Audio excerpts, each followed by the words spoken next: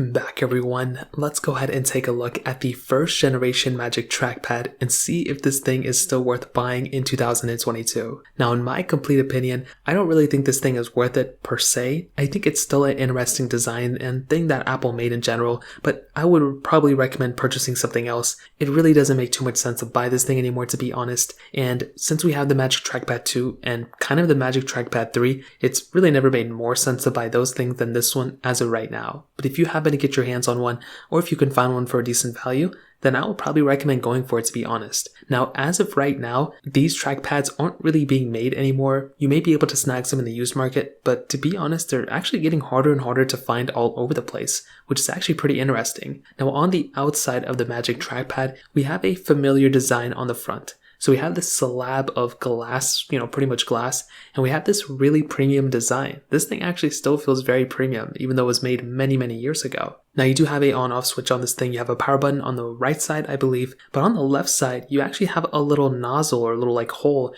you can actually output and take apart a little slot on the side, which will actually allow you to put in batteries in this thing. Now that in and of itself is actually very interesting. I was not expecting to see a battery port on these type of devices, even on this day and age, but then I forgot that the Magic Mouse, the original one, also had batteries within it too. So it really isn't a crazy big deal. Also, the original Magic Keyboard also had batteries. So at this time, I don't really think it was a crazy big deal, but nowadays, it is kind of annoying to go ahead and get something that does have batteries installed within it. So in my opinion, that is probably something to kind of look out for. And this is without a doubt the number one reason why I'm not really that big of a fan of the Magic Trackpad, the original one, because there's no way to just charge it like that. Also, you kind of have to rely on your trackpad and connecting it through Bluetooth every single time you want to connect it to a device. Now, this may seem confusing to some of you, but if you actually have a Magic Trackpad 2, like the ones we have, or any of the second generation Magic Keyboard or Magic Mouse, you are able to go ahead and connect your Magic Trackpad or Magic Mouse, whatever,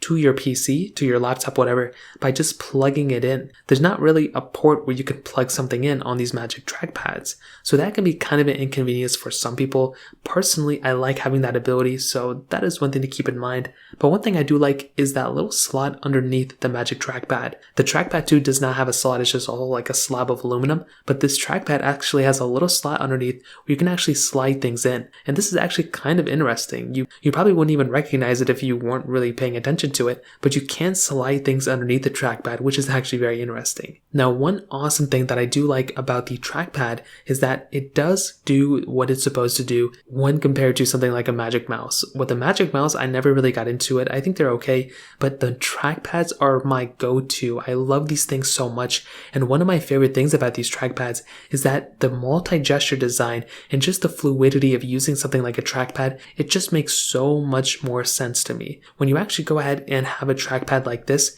you actually end up getting a full-fledged experience compared to something like even having like a MacBook. I would even rather have probably a Magic Trackpad, the original one, than having a Magic Mouse 2. That's how much, even though I hate plugging things in, even though I hate the battery and dealing with all that, I would probably have that type of design over the Magic Mouse, to be honest. And having that fluid design and dragging and dropping things and just doing everything with your fingers right on side of a trackpad, it's my favorite way of communicating with a device.